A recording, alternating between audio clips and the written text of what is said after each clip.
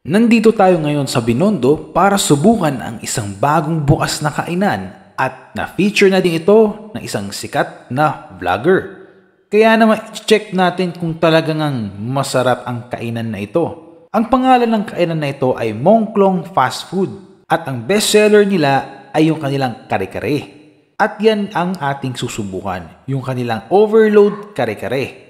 Matatagpuan nga pala itong kainan na ito sa 1080 De La Reina Street, Binondo, Manila. Katabi lang ito ng Lucky Chinatown Mall. Wala pala silang parking space dito, pero pwede ka mag-park sa mall, katabi lang naman. Nag-o-open pala sila dito ng 7:30 AM until 5:30 PM.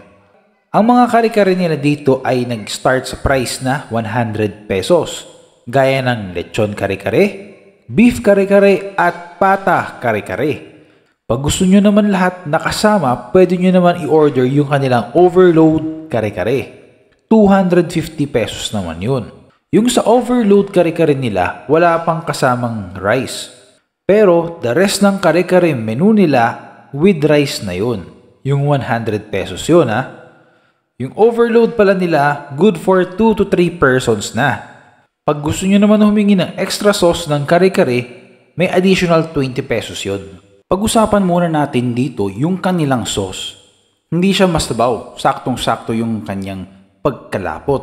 Yan yung hinahanap ko sa texture ng kare-kare. Sauce niya mismo malasa, maganda ang quality, tapos nalalasahan mo din yung peanut. Itong sauce nila dito sobrang panalo, sobrang nagustuhan ko siya. No wonder na nag-additional 20 pesos sila sa kanilang sauce. Beef nila malambot. Lechon medyo durug-durog, hindi gaya dun sa napanood ko. Pata nila super lambot, malaman din siya. Yung bagoong sakto lang din yung lasa. Napa-extra rice ka?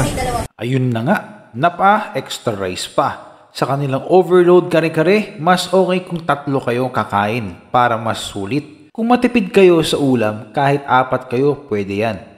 Pero kung single ka lang, order ka na lang ng pang-single. Tig 100 pesos nila, panalo pa din yun. Para sa kanilang kare-kare, panalong panalo dahil 100 pesos lang. Presyo niya pang masa, pwede din sa estudyante. Kaya kung malapit ka lang dito sa Binondo, o kaya naman meron kang dadaanan sa Divisoria, pwede nyo itong subukan. Yun lang.